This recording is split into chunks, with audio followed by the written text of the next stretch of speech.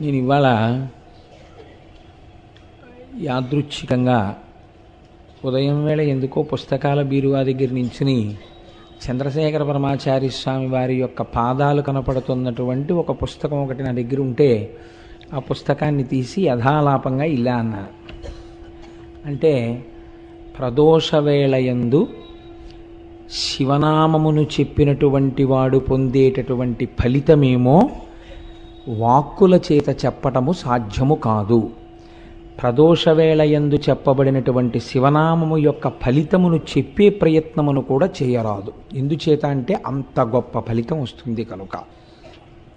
స్వయంగా చంద్రశేఖర పరమాచార్య స్వామి వారు చెప్పినటువంటి మాటలున్న పేజీ నాకు అలవోకగా కనబడితే నేను ఎంతో సంతోషించాను. ఫోన్లే నిన్ననే అనుకోకుండా నేను ఈ మాట అన్నాను. ప్రదోషవేళలో శివనామం చెప్పుకున్నటువంటి ఫలితం మనకి అనుభవంలోకి వచ్చిన తర్వాత తెలుస్తుంది దాని గొప్పతనం ఏమిటోనని ఇవాళ మనకి యాదృచ్ఛికంగా ఇది గురువుల నోటి వెంట వచ్చిన మాటగా పుస్తకంలో కనపడింది. ఇది చాలా ఆనందదాయకమైన విషయము అని అనుకున్నాను. కనుక మనం ఇప్పుడు చక్కగా సంతోషంతో పూనికతో భక్తితో ప్రదోషవేళ కనుక ఆ శివాష్టోత్తరాన్ని చదివి తదనంతరము ప్రవచనాన్ని ప్రారంభం చేసుకుందాం.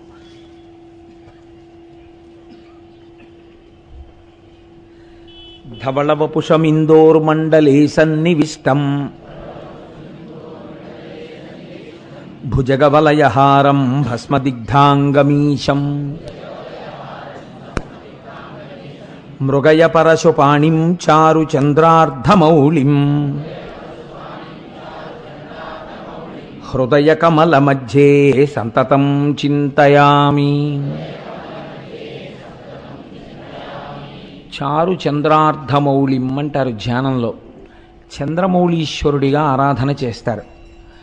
4 వర్ణముల వారు సమస్త ఫలితములను పొందడానికి చంద్రమౌళీశ్వరారాధన చేయవలెను అని శాస్త్రం విధించింది. కనుక చంద్రమౌళీశ్వరారాధన చెయ్యడం కోసమని బహుశః నా ఊహ సత్యమైతే 1,00,000 ఇళ్లల్లో ఒక్క ఇంట్లోనైనా ఉండడానికి అవకాశం లేనటువంటి ఒక అత్యద్భుతమైనటువంటి పార్వతీ పరమేశ్వరుల యొక్క రూపంతో కూడిన మూర్తిని మహాశివరాత్రి నాడు 5 పైసలు ఖర్చు లేనటువంటి అద్భుతమైన చంద్రమౌళీశ్వరారాధన మనందరం కలిసి చేసుకుందాం. దానికి మనకి అపర భగీరథుడు గోపాలకృష్ణ గారు ఉండనే ఉన్నారు. ఆ కార్యక్రమాన్ని ఆయనకి చెప్పేస్తే ఆయనే తంటాలు పడి అన్నీ ఏర్పాట్లు చేసుకుంటారు. మనందరం హాయిగా కూర్చుని 5 పైసలు ఖర్చు లేకుండా అని నేను అనేశాను కాబట్టి ఇంకా దానికి ఏం ఉండదన్నమాట ఖర్చు. అలా చేసుకోవడం గోపాలకృష్ణ గారి బాధ్యత, ఇంకా మనకే సంబంధం లేదు. ఆయనకి నా ఎందున్న గౌరవం అటువంటిది. ఇంత మాట వీడన్నాడు ధూర్తతనంగా ఆయన అనుకోరు, దాన్ని అమలు చేయడానికి ప్రయత్నిస్తారు. కాబట్టి మహాశివరాత్రి నాడు అటువంటి మూర్తికి మనం ఆరాధన చేద్దాం. చారు చంద్రార్ధమౌళిం హృదయకమలమధ్యే సంతతం చింతయామి. శివో మహేశ్వర శంభుః పినాకీ శశిశేఖరః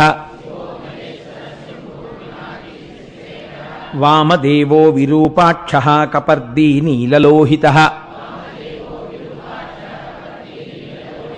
శంకరశూలపాణిశ్చ ఖట్వాంగీ విష్ణువల్లభః శపి విష్ణోంబికానాథ శ్రీకంఠో భక్తవత్సలః భవశర్వస్త్రిలోకేశ శితికంఠః శివాప్రియః ఉగ్రః కపాలీ కామారీ అంధకాసురసూదనః గంగాధరో లలాటాక్షకాలకాల కృపానిధిః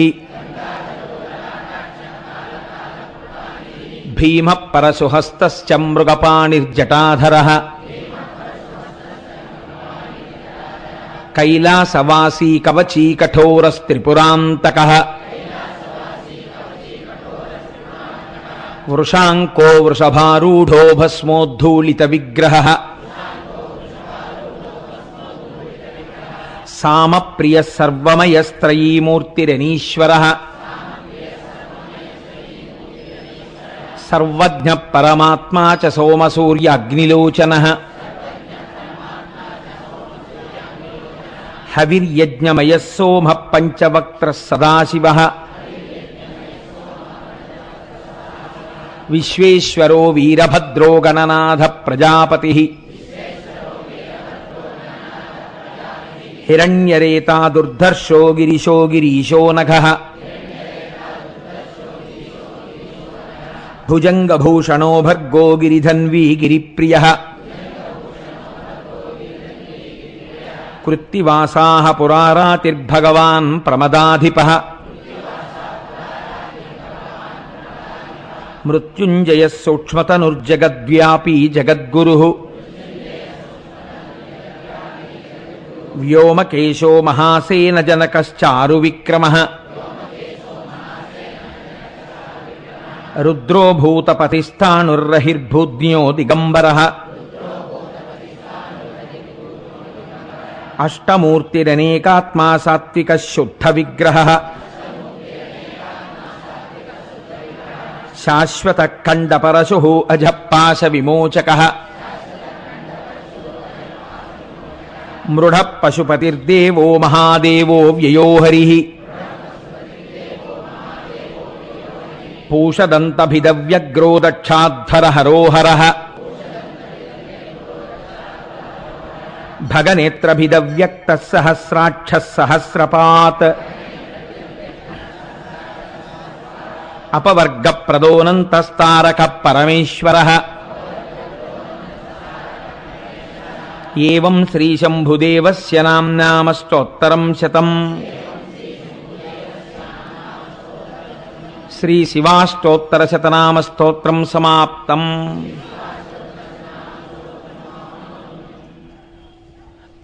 నిన్నటి రోజున భీమః అన్న నామంతో ఆ భీమేశ్వరలింగం ఎలా ఆవిర్భవించింది అన్నదాన్ని మీకు నేను విజ్ఞాపన చేశాను.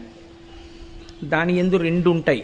ఒకటి ఆయన అటువంటి గొప్ప శాసనాన్ని చెయ్యగలగడం, అటువంటి ప్రభంజనుడైనటువంటి వాయుదేవుడు మన శరీర కార్యములను నిర్వర్తించుట యందు ఎలా సహాయపడాలని శంకరుడు శాసనం చేస్తే ఔదల దాల్చి నిర్వహిస్తున్నాడో అంత గొప్పగా తన తేజస్సు చేత సమస్తాన్ని బూది చేయగలిగినటువంటి అగ్నిహోత్రుడు ఈశ్వర శాసనాన్ని ఔదల దాల్చి యజ్ఞమునందు హవ్యవాహనుడుగా, పితృకార్యముల యందు పిండమును తీసుకెళ్లేటటువంటి వాడిగా, అలాగే మన ఇంట్లో తెల్లవారి లేస్తే అన్నాన్ని పచనం చేసేవాడిగా, హవ్యం వహతి దేవానాం కవ్యం కవ్యాసినామపి పాకంచ కురుతే వహ్ని శంకరశైవ శాసనాత్ అని లింగపురాణంలోంచి అనుసంధానం చేసుకుంటూ మనం ఆయన ఎలా జగత్తుని శాసించగలిగినటువంటి వాడు అన్నదాని గురించి ఆ భీమేశ్వర నామంతో స్వామి ఆవిర్భవించినటువంటి స్వరూపం గురించి మీకు విజ్ఞాపన చేసి ఉన్నాను.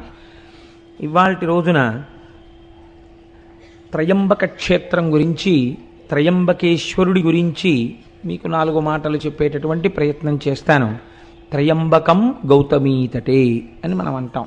అందులో సహ్యాద్రి శీర్షే విమలే వసంతం గోదావరీ తీర పవిత్ర దేశే యద్దర్శనాత్వాతకమిషునాశం ప్రయాతితం త్రయంబకమిషమీడే అని పిలుస్తారు. ఈశ్వర, ఓ త్రయంబకుడా, నిన్ను దర్శనము చేసినటువంటి వారిని రక్షించదవు, నిన్ను స్మరించిన వారిని, నిన్ను నమ్మిన వారిని సర్వకాలముల యందు రక్షించేటటువంటి స్వరూపం ఉన్నవాడు. మీరు ఇక్కడ ఒక విషయాన్ని జ్ఞాపకం పెట్టుకోండి. మీరు ఇప్పటి వరకు విన్నటువంటి స్వయంభూలింగముల యొక్క విశేషము ఒకలా ఉంటుంది. త్రయంబకేశ్వరుడి దగ్గరికి వచ్చేటప్పటికీ ఇది ఒక్కటి ఒకలా ఉంటుంది. నా దృష్టిలో అయితే నేను దీన్ని వేరొక రకంగా భావన చేస్తాను, అది మీతో పంచుకునే ప్రయత్నం చేస్తాను. ఈశ్వర సౌలభ్యము ఎంత గొప్పదో ఒక మహాభక్తుడి యొక్క జీవితము కూడా అంతే గొప్పది. అది పవిత్రమైనటువంటి నది వంటిది భక్తుడి యొక్క జీవితం. ఈశ్వర కథ వినడం చేత ఈశ్వరుడు ఎక్కువ ప్రీతి చెందుతాడా? ఈశ్వరుణ్ణి నమ్ముకోవడం వల్ల నిరంతరము ఈశ్వరానుసంధానముగా జీవితం గడిపేటటువంటి ఒక పరమభక్తుడి యొక్క కథని వినడం వల్ల ఈశ్వరుడు ప్రీతి చెందుతాడా అంటే, ఈశ్వరుడు కేవలము భక్తుల యొక్క కథలు వినడము చేత మాత్రమే ద్విగుణీకృతమైనటువంటి ప్రేమని ఆవిష్కరిస్తాడు. పైగా మనం ఇవాళ వినేటటువంటిది కేవలం ఒక లింగము ఆవిర్భవించినటువంటి కథ కాదు. గౌతమ మహర్షి యొక్క జీవితాన్ని ఆయన యొక్క శీలాన్ని, ఆయన యొక్క గొప్పతనాన్ని మీరు ఒక్కసారి విహంగ వీక్షణంగా ఇందులో చూస్తారు. చూసినప్పుడు మీకు అసలు ఒక భక్తుని యొక్క జీవితము, ఒక మహాభక్తుని యొక్క చారిత్రము ఎలా ఉంటాయి అనేది మీకు బాగా అవగతమవుతుంది. మీరు చూడండి, ప్రపంచపటంలో ఉండేటటువంటి మిగిలిన దేశాలకి పేరు ప్రఖ్యాతులు ఏమైనా ఉండి ఉంటే దేనివల్ల వచ్చాయి?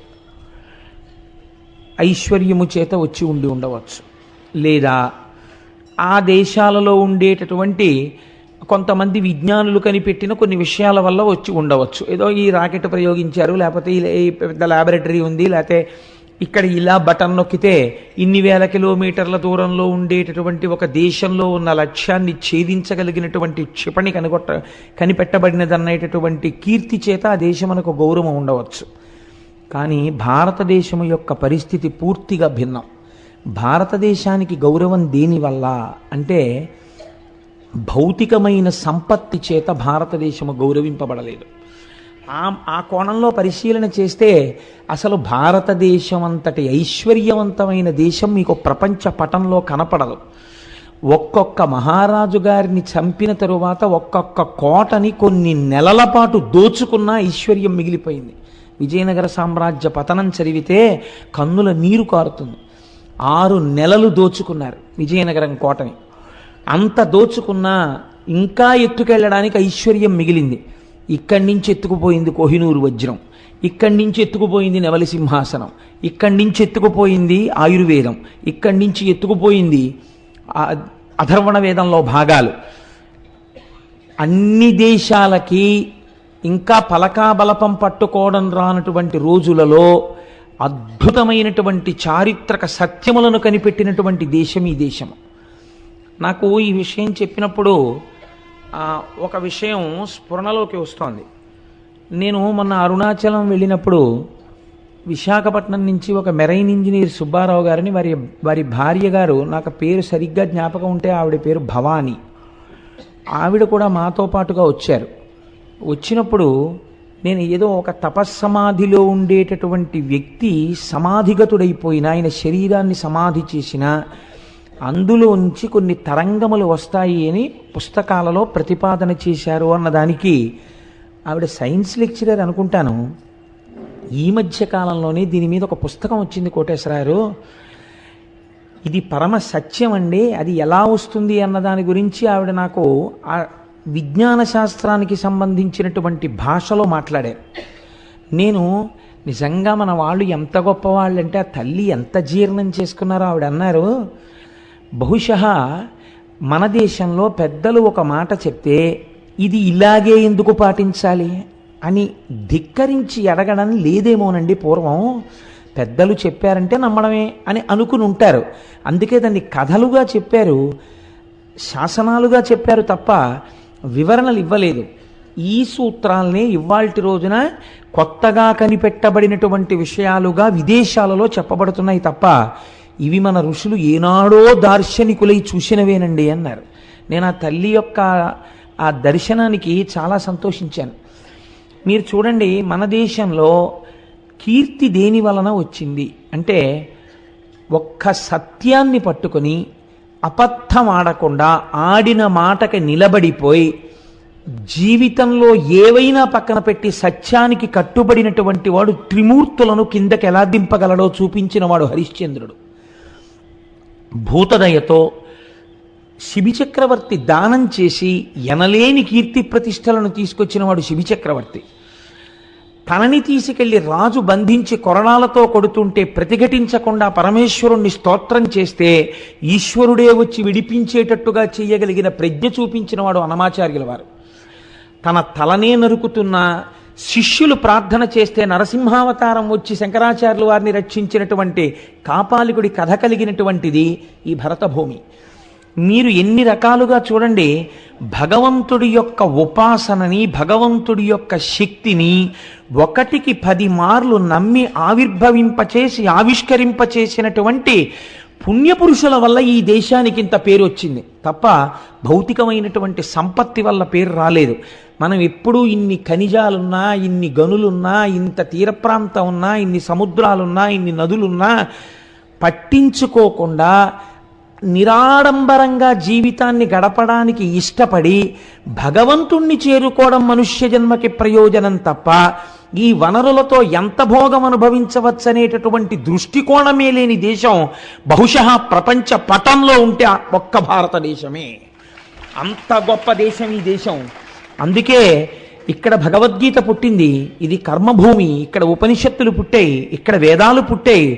అంత క్రైస్తవ మతాధిపతి అయినటువంటి పోప్ జాన్ పాల్ II భారతదేశంలో విమానం ల్యాండ్ అయినప్పుడు ల్యాడర్ మించి మెట్లు కిందకి దిగి భరతమాత మీద కాలు పెట్టకుండా మోకాళ్ళ మీద వంగి ఈ దేశపు నేలని ముద్దు పెట్టుకొని భగవద్గీత పుట్టిన చోట, వేదాలు పుట్టిన చోట, ఉపనిషత్తులు పుట్టిన చోట లెక్క పెట్టడానికి వీలు లేనంత మంది మహాపురుషులు పుట్టి నాదోపాసనతో, వేదోపాసనతో, భక్త్యోపాసనతో, కర్మోపాసనతో ఈశ్వరుణ్ణి 1కి 10 మార్లు సాక్షాత్కరింపచేసినటువంటి భూమిని నా పాదంతో తాకడానికి నా మనసు ఒప్పలేదు, నాకు అర్హత లేదు, ముద్దాడి దిగుతున్నానని కాలు పెట్టాడు ఒక విదేశీ.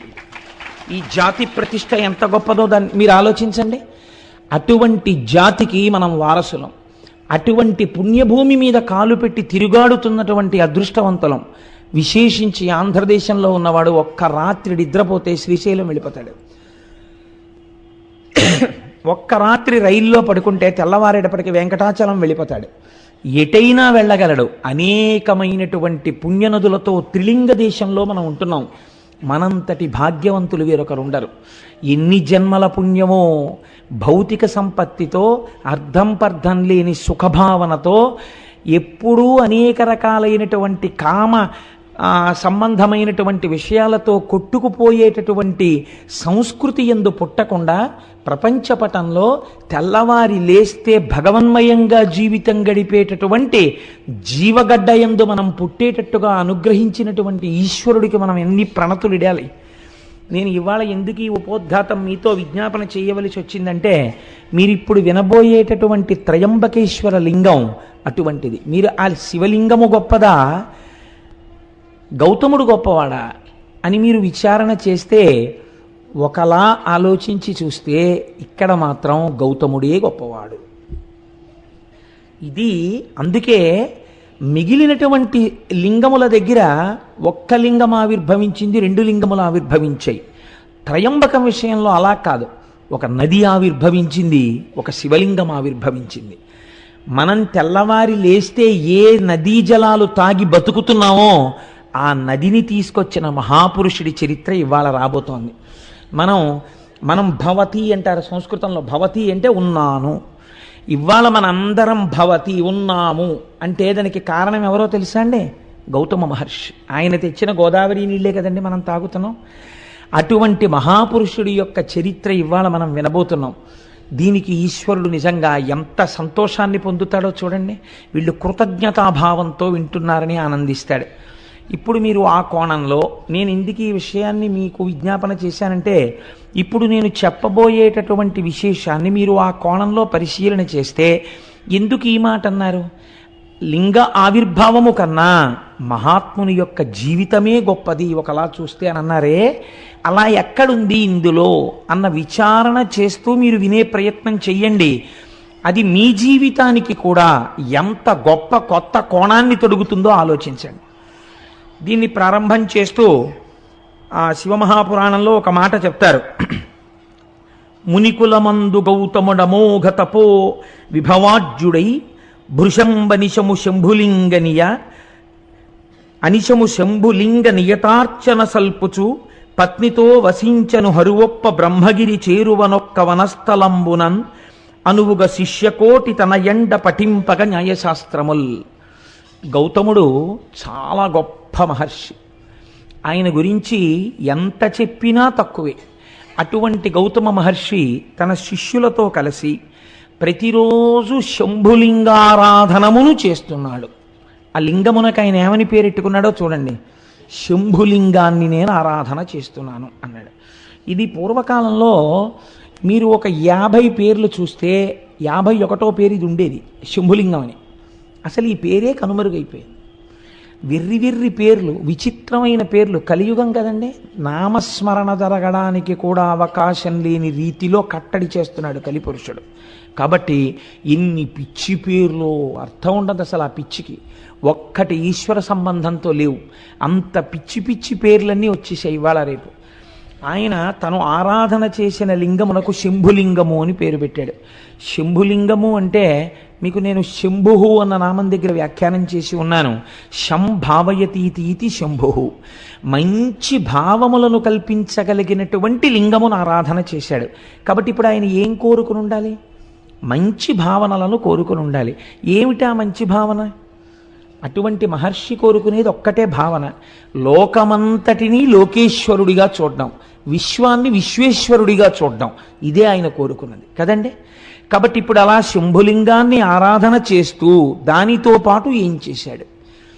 చాలామంది శిష్యులు ఆయనని అనుగమించి ఉండేవారు. వాళ్ళందరికీ అనేకమైనటువంటి శాస్త్రములను బోధ చేస్తూ బ్రహ్మగిరి అనబడేటటువంటి ఒక పర్వత శిఖరము యొక్క పాదమూలమునందు ఆశ్రమమును నిర్మాణము చేసుకొని ఆ శంభులింగారాధన చేస్తూ పరమ పవిత్రమై, యజ్ఞవేది ఎందున్నటువంటి అగ్నిహోత్రం ఎంత పవిత్రమో అంత పవిత్రమైనటువంటి జీవితాన్ని ఆయన గడుపుతున్నాడు. ఇలా గడుపుతుండగా అంతకొండొక కాలంబునందు పొడమికడు అనావృష్టి పొదలని, ఎక్కడలగాని త్రావ నీళ్లులు కరువయ్యే గ్రాసమసలే శూన్యమయ్యను దశలనే చోటనేని. ఇలా నడుస్తుండగా కొంతకాలానికి భయంకరమైనటువంటి క్షామం వచ్చింది. ఆ క్షామమునకు కారణం ఏమిటి? అనావృష్టి. వర్షాలు పడలేదు.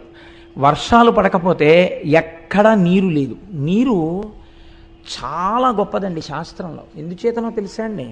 మీకు నీరు లేకపోతే మొట్టమొదట పాడైపోయేది ఇది అంటే ధర్మము లోపించిపోతుంది. నీటికి ఒక రకమైనటువంటి ప్రయారిటీ ఉంటుంది. మీరు చూడండి, నేను హైదరాబాద్లో ఒక 7-8 సంవత్సరాల క్రితం మా తమ్ముడి ఇంటికి వెళ్ళాను. వాడప్పుడు ఆ విద్యానగర్ ఏరియాలో ఎక్కడో నల్లకుంట ఏరియాలో ఉండేవాడు. సాయంకాలం స్నానం చేసి నేనేదో సంధ్యావందనం చేసుకుందామని స్నానం చేయబోతుంటే వాడు అన్నాడు, అన్నయ్య నువ్వేమనుకోకు, ఇక్కడ 2 పూట్ల స్నానం చేయడం కుదరదన్నయ్య, అతి కష్టం మీద నీళ్లు తెచ్చుకుంటాం. ఇక్కడ నువ్వేదో పవిత్రోవా సర్వావస్థాంగతోపివా యస్మరేత్ పుండరీకాక్షం స్వాహ్యాభ్యంతర శుచి పుండరీకాక్ష పుండరీకాక్ష పుండరీకాక్ష అనుకుని సంధ్యావందనం చేసుకోన్నాడు. ఇప్పుడు ఏమైంది? స్నానము లోపించింది. ఇంకా నీరుకు కొదవచ్చింది అనుకోండి, అర్ఘ్యం ఇవ్వడానికి కూడా మనం ఇబ్బంది పడిపోతాం. కొన్ని నీళ్లు అర్ఘ్యం ఇచ్చేస్తే గుక్కెడు నీళ్లు తాగడానికి తగ్గిపోతాయని సంధ్యావందనాలు కూడా పోతాయి. ధర్మలోపము దేని వలన ప్రారంభమవుతుంది అంటే నీరు తక్కువైపోవడం వల్ల ధర్మలోపం ప్రారంభమైపోతుంది. కాబట్టి నీరు ఈ లోకాన్ని నిలబెట్టడం, మనిషిని నిలబెట్టడం రెండింటినీ నీరు చేస్తుంది. కాబట్టి నీరు చాలా గొప్పది. అటువంటి నీరు ఎందుకు ఉండదు? ఒక్కటే కారణం, నీరు ఎందుకు భూమి మీద తగినంత దొరకని రోజులు వస్తాయి అని అడిగితే దీనికి లింగ పురాణం సమాధానం చెప్పింది. సంజీవనము సమస్తస్య జగత సలిలాత్మిక భవయిత్యుచ్యతే మూర్తిర్భవస్య పరమాత్మనః అని. భవ అంటే బతికించువాడు, ఏ రూపంలో బతికిస్తాడు? సంజీవనం సమస్తస్య, అన్నిటినీ బతికిస్తాడు. ఎలా? చెట్లు, చామలు, పురుగులు, పుట్ర, మనుషులు అందరూ బతుకుతారు. దేనివల్ల? జగత సలిలాత్మిక, నీటి రూపంలో ఉండి ఆయన బతికిస్తాడు. ఆయనకి ఆగ్రహం కలిగిందనుకోండి, వర్షపు చుక్క పడదు. నాకు తెలిసి నేను ఉద్యోగంలో చేరినటువంటి ఒక 5-6 సంవత్సరాల వరకు కూడా మినరల్ వాటర్ బాటిల్ కొనుక్కోవడం అనేటటువంటిది తెలియదు అసలు. మినరల్ వాటర్ బాటిల్ కొనుక్కోవడం అనేటటువంటి సంప్రదాయం బహుశా నాకు తెలిసి ఒక 5-6 ఏళ్ల నుంచే బాగా వృద్ధిలోకి వచ్చిందేమో అనుకుంటున్నాను. నీళ్లు పడకపోవడం, అతిసారం రావడం, ఎక్కడ పడితే అక్కడ నీళ్లు తాక్కండి అనడం, ఆ లోపల ఎటువంటి నీళ్లు పోసినా ఏదో నమ్మేసో సీసా కొనుక్కోవడం, 15 రూపాయలు ఇచ్చి. సీసాలు నీళ్లు 15 రూపాయలు అంటే ఎప్పుడైనా మన వెనకతరం వాళ్ళని అడగండి, ఈ సీసా నీళ్లు 15 రూపాయలు పెట్టి కొన్నామని వాళ్ళు తెల్లబోతారు. అసలు చలివేంద్రాలు పెట్టి ఎవరైనా ఇంటికి రాగానే ఏమంటే కొంచెం దాహం పుచ్చుకుంటారని మజ్జిగిచ్చినటువంటి గడ్డ మీద తాగడానికి నీళ్లు లేవు. నీళ్లు కొనుక్కుని తాగవలసినటువంటి రోజులు వచ్చాయంటే మనం ఎంతగా శివానుగ్రహానికి దూరం అయిపోతున్నామో ఆలోచించండి. ఒకనాడు కూడా ఇలాగే శివానుగ్రహానికి దూరమైంది లోకం. అదే క్షామము అని పిలిచారు. దీన్ని మీరు త్రయంబకేశ్వర చరిత్ర యందు గట్టిగా పట్టుకోవాలి. అందుకే ఇప్పటికీ లోకమునందు నీరు లేకపోతే సహస్రఘటాభిషేకం అని పరమేశ్వరుడికి చేస్తారు. శివలింగానికి సహస్రఘటాభిషేకం చేస్తే మళ్ళీ వర్షాలు పడతాయని. కాబట్టి చూడండి, లోకంలో నీరు లేదు, క్షామం వచ్చేసింది, ఎక్కడ చూసినా అనావృష్టి. ఇటువంటి పరిస్థితులలో ఒక్కొక్కడు ఎక్కడ నీరు దొరుకుతుందో అక్కడికి వెళ్ళిపోతున్నాడు. వెళ్ళిపోయేటప్పుడు వేటిని వదిలేస్తున్నాడు? వజ్రాలు వదిలేస్తున్నాడు, బంగారం వదిలేస్తున్నాడు, పశువులు వదిలేస్తున్నాడు, గాజులు వదిలేస్తున్నాడు, ఇళ్ళు వదిలేస్తున్నాడు, అన్నీ వదిలేస్తున్నాడు. గుక్కెడు నీళ్లు దొరికే చోటుకి వెళ్ళిపోతున్నాడు. నీరంటే అంత తేలిక కాదండి. నేను నిడదవోలు షటిల్ చేసేవాడిని. నేను నిడదవోలు షటిల్ చేసే రోజుల్లో గోదావరి పుష్కరాలు వచ్చాయి. పుష్కరాలు వస్తే చాలామంది ఆ పైనుంచి పుష్కరాలకి ఇక్కడ బంధువులు ఇళ్ళకి వచ్చి స్నానం చేసి వెళ్తుండేవారు. నేను ఒక రోజున ట్రైన్లో వెళ్ళిపోతుంటే నిడదవోలు ప్యాసింజర్లో నేను కూర్చున్న కంపార్ట్మెంట్లో చాలామంది లేచి కిటికీల దగ్గరికి, డోర్ దగ్గరికి వెళ్ళి అబ్బా ఎన్ని నీళ్ళో ఎన్ని నీళ్ళో ఎన్ని నీళ్ళో అని పొంగిపోతున్నారు. బ్రిడ్జ్ నుంచి ట్రైన్ వెళ్ళిపోతుంటే నాకు చాలా ఆశ్చర్యం అనిపించింది. అది కూడా ఎన్ని నీళ్ళో ఏంటి, మనం గోదావరి వచ్చిందంటాం అంతే చాలా క్యాజువల్గా. వీళ్ళు ఎన్ని నీళ్ళో అంటున్నారు ఏంటని, ఎన్ని నీళ్ళో అంటున్నారు ఏంటమ్మా అని అడిగాను. అడిగితే ఇన్ని నీళ్లు మేము చూసి కొన్ని ఏళ్ళు అయిపోయిందండి, ఓ 20 ఏళ్ల క్రితం చూసాం, మేము ఎక్కడో రాయలసీమ నుంచి వచ్చాం గోదావరి పుష్కరాలకి, ఇంత నీటి ప్రవాహం చూసి మేము ఎన్నేళ్ళు అయిందో అన్నారు. వాళ్ళకి తెలుస్తుంది దాని అందం ఏమిటో, వాళ్ళకి తెలుస్తుంది అందులో తృప్తి ఏమిటో. మనం గౌతమ మహర్షి అనుగ్రహంతో కావలసినన్ని నీళ్లు పొందుతున్నాం కాబట్టి ఆ మహర్షిని కూడా తలుచుకోవడం మానేశాం. అక్కర్లేని విగ్రహాలు త్రిలింగ దేశంలో ఎన్నున్నాయో, ఇంతగా మనకి గౌతమీ నదిని తీసుకొచ్చి దాహార్తిని తీరుస్తున్నటువంటి గౌతమ మహర్షి యొక్క విగ్రహ ప్రతిష్ఠ జరిగినటువంటి ఆలయాలు ఈ ప్రాంతాల్లో ఎన్నున్నాయి నాకు చూపించండి. ఇది మన కృతజ్ఞత. ఎందుకు శివుడు అనుగ్రహించాలి మనని? కాబట్టి వాటర్ బాటిల్స్ కొనుక్కోవలసి వచ్చిందంటే కొనుక్కోవలసి వస్తుంది కదండి. కాబట్టి ఇప్పుడు ఏమైంది, కొంతకాలానికి భయంకరమైనటువంటి అనావృష్టి చేత లోకం బాధపడుతోంది. ఇటువంటి అపారమైనటువంటి బాధ చేత లోకంలో ఉన్న వాళ్ళందరూ వెళ్ళిపోతున్నారు. వెళ్ళిపోతుంటే ఆయన చూశాడు. చూసి అయ్యయ్యో ఇలా అయిందేమిటి, నేను ఎలా అయినా ఈ లోకము యొక్క బాధని తీర్చే ప్రయత్నం చేస్తాను అన్నాడు. ఇది ఎందుకండి గౌతముడికి? మీరు కొంచెం జాగ్రత్తగా ఆలోచించండి. తోచనమ్మ తోడికోడలు పుట్టింటికి వెళ్ళిందని, అనావృష్టి వచ్చి వర్షాలు లేక లోకంలో అందరూ బాధపడి చచ్చిపోతుంటే వెళ్ళిపోతుంటే, ఈ నీరు లేకుండా జీవులు పడుతున్న బాధ నేను తీర్చే ప్రయత్నం చేస్తానని గౌతముడు ఎందుకు అనాలి? ఇదే ఆయన చేసినటువంటి శంభులింగారాధనము. నాకు తపశ్శక్తి ఉంది కాబట్టి నేను ఇలా అంటే అందులోకి నీళ్ళు వచ్చేస్తే గొప్ప కాదు. రమణ మహర్షి తిరువణ్ణామలై ఎంత ఎండిపోయింది ఒకప్పుడు. రమణాశ్రమంలో ఉన్నవాళ్ళు కూడా వెళ్ళిపోతున్నారు. వెళ్ళిపోతుంటే రమణుల దగ్గరికి వచ్చి చెప్పారు, అందరూ వెళ్ళిపోతున్నారండి, నీళ్లు లేవన్నారు. అంటే రమణులు అన్నారు, వెళ్ళిపోవడం ఎందుకు, నీళ్లు లేకపోతే వెళ్ళిపోతారా, ఈశ్వర కృప ఉంటే నీళ్ళు ఎందుకు రావు అని అక్కడ గొంతు కూర్చుని 4 చారలు మట్టి తీశారు ఇలాగా. అంతే జల పుట్టింది. అదే రమణబావి అని పిలుస్తారు. తిరువణ్ణామలై అంతా ఎండిపోతుంది, రమణాశ్రమంలో ఉన్న రమణబావి ఎండదు. దానికి కావ్యకంఠ గణపతి ముని పేరు పెట్టారు, రమణతీర్థము అని పేరెట్టారు దానికి. కాబట్టి మహాపురుషులు సృష్టించగలరు, వారి తపశ్శక్తి చేత వారు సంకల్పం చేస్తే వస్తుంది. గౌతమ మహర్షి తలుచుకుంటే రోజు ఓ కొండ నీళ్లు తేలేంటి, ఆదిశంకరాచార్యులు వారు తలుచుకుంటే పూర్ణానదినే అమ్మగారి స్నానానికి తీసుకొచ్చారే, అటువంటిది ఓ కొండ నీళ్ళు ఆయన తన కోసం తెచ్చుకోలేరా? ఆయన బాధ అది కాదు, ఆయన బాధ లోకం కోసం. ఇది విశ్వమునందు విశ్వేశ్వరుని చూచుట, లోకమునందు లోకేశ్వరుని చూచుట. తను పూజామందిరంలో కూర్చుని బాగా పూజ చేసేసి, అయ్య బాబోయ్ ఏమి పూజండి అనేటట్టుగా పూజ చేసి, నియుజ్యమానాస్సు గజాస్సు హస్తా సకేశ్చరా స్తోచల పత్రహస్తా బభూవ దేవీ చకృతాసు హస్తా లక్ష్మీస్తథా పద్మిని పద్మహస్తా అంటారు సుందరకాండలో వాల్మీకి మహర్షి. పూజామందిరంలోనేమో లక్ష్మీదేవికి పూజ, బయటికి వచ్చేమో సీతమ్మ తల్లిని బాధపెడుతూ ఉండడం. ఎందుకు వచ్చిన దిక్కుమాలిన పూజ? అది కాదు పూజ అంటే. తాను లోకమునందు ఒక భాగము, ఈ లోకము ఈశ్వర స్వరూపము కాబట్టి లోకము బాధపడితే ఇది ఈశ్వరుడి బాధ, కాబట్టి నేను లోకమును రక్షించాలి, అది నా పూజలో అంతర్భాగము అని ఆయన అనుకున్నాడు. ఇది ఆయన చేసినటువంటి శంభులింగారాధన. కాబట్టి ఇప్పుడు ఆయన జలముల యొక్క అధిదేవతను గురించి తపస్సు చేశాడు. మీకు ఏ అవసరం వస్తే ఆ అవసరాన్ని తీర్చగలిగినటువంటి వారి దగ్గరికి వెళ్ళాలి. ఇంట్లో దొంగలు పడ్డారనుకోండి, ఫైర్ ఆఫీస్కి వెళ్ళకూడదు కదా, ఇల్లు అంటుకుంటే ఫైర్ ఆఫీస్కి వెళ్ళాలి. అదేంటంటే మా దగ్గరికి వచ్చారంటే మీరు ఖాళీగా ఉన్నారని వచ్చామంటే అంటే వాళ్ళు ఏం చేస్తారు? ఇంట్లో దొంగలు పడితే పోలీస్ ఆఫీస్కి వెళ్ళాలి.